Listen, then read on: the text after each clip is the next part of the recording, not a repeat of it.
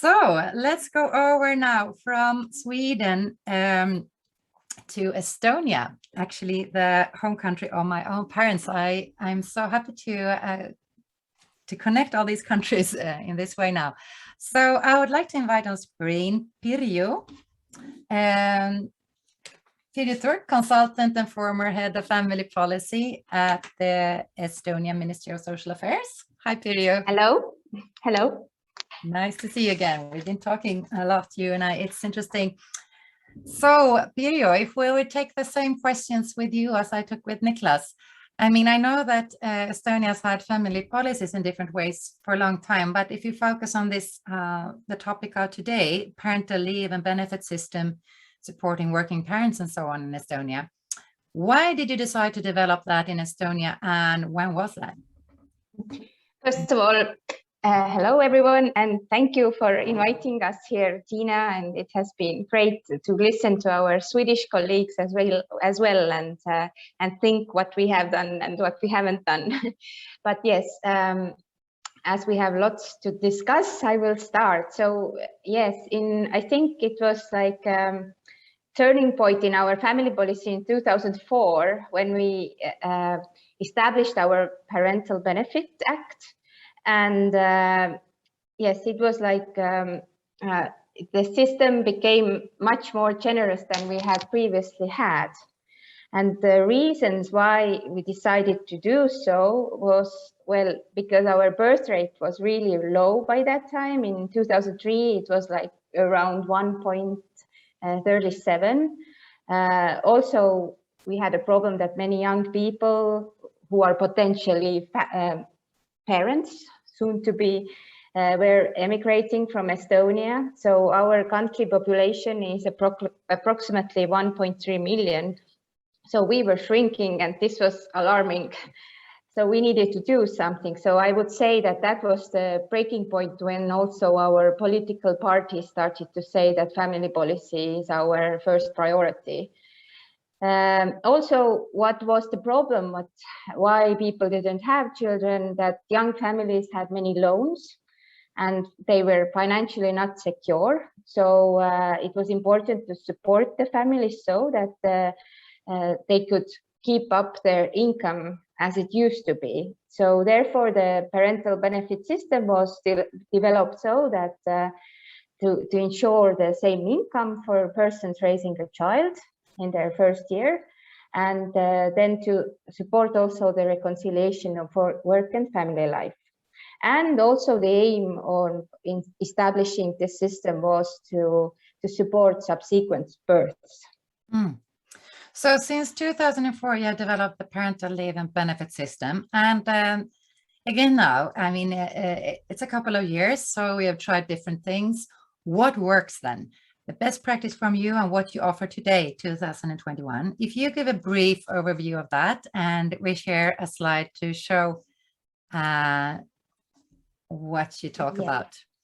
So what we offer right now, I mean, we have done recently many changes, and as you can see from the slide, that some of them are coming into force in April next year. So currently, we have the maternity leave and benefit period for 140 days. This is rather long. This is a period when the mother can't work. Also, during the paternity leave and benefit, which is 30 days, also the father is really, it is expected that they take the time to be with the baby, and the father can use it with the mother being together or separately until the child turns 3 years old. So, and then we have the very generous and long paid parental leave period. Actually, the parental leave person can be until the child turns 3, but the benefit is paid for 435 days. So, but from April, we are shortening the maternity leave and benefit period, but we are adding it to the parental leave and benefit period, or parental benefit period. I mean, the leave wouldn't be prolonged. So yes, and the fathers, the paternity leave, as this was actually adopted last year, July, this 30 days, then this it remains so. But I really hope that one day we are also expanding the paternity leave and benefit periods like Sweden told, as they did. So the parents are eligible for the benefit, whatever, if they have worked or not worked. If they haven't worked, they get the minimum benefit, which is previous year's minimum wage, currently 584 euros. Otherwise, it is based on the previous salary or income, and it is 100% of personal average earnings. And also the maximum benefit is then 3 times average earnings. So we have like a ceiling for the benefit. Yes, and the upper and minimum benefit, they change annually then, because as the minimum wage and the average salary also changes every year. And Pirjo, I know that you have lots of interesting details about your system, because it's a lot, it's complex, it's working well. So if people have more questions, they can connect with you and with Merlin, your colleague, later to know more. If we would talk about the challenges that you have met and the mistakes made on your journey, what should other governments be aware of when landing in what works? Yes, the previous presenters have told about a long period of parental leave. It might be especially due to the stereotypical take-up of the leave, that mostly mothers are the ones who stay long away from work. So we have seen from our gender pay gap studies that actually, as we are not proud, the gender pay gap in Europe, we are in a highest position in there. And one of the reasons is also that women have long career breaks. So, I mean, if men and women would share it more equally, I think the gap would also shrink more. But this is one problem, that with this long leave, that yes, really, you need to have the equal share in your focus from the beginning. And also, we have done recently new measures in order to support more the work and family life reconciliation. So with the aim of providing more options to work, then we have created a system which allows parents to earn income as well as the parental benefit.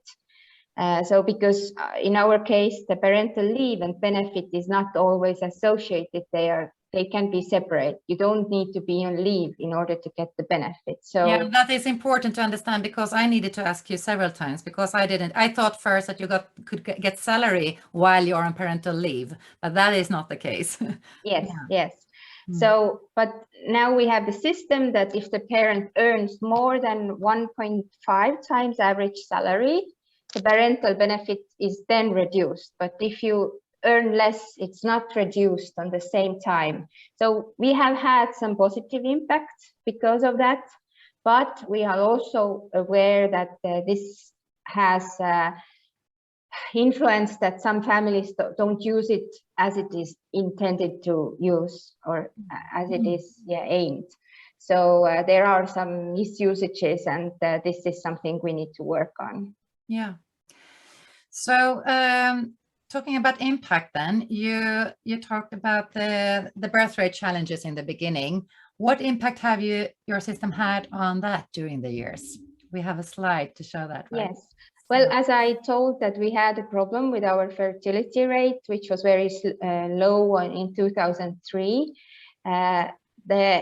We can see from the slide that actually really the benefit helped to increase the birth rate. So also, as the parental benefit is, as I told, based on the individual income and the social tax paid, then actually it had very positive impact on women's labor market participation, as women wanted to work before having a child.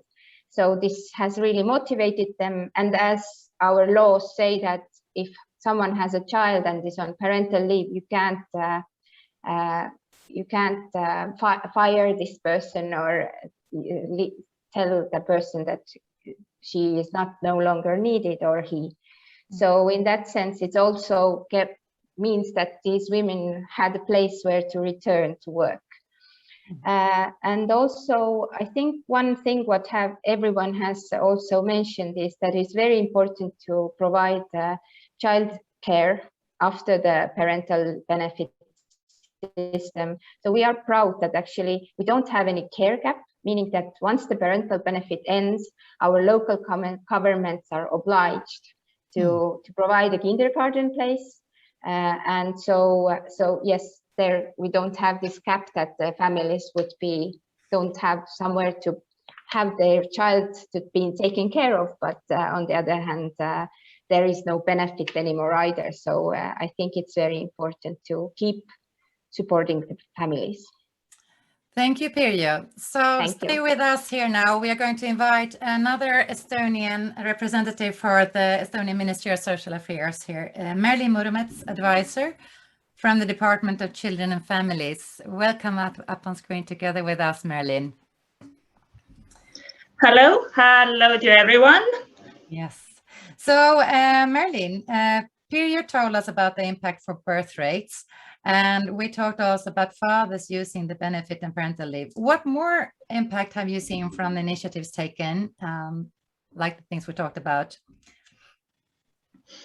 Yes, thank you, Tiina. I would like to present one slide. Yes.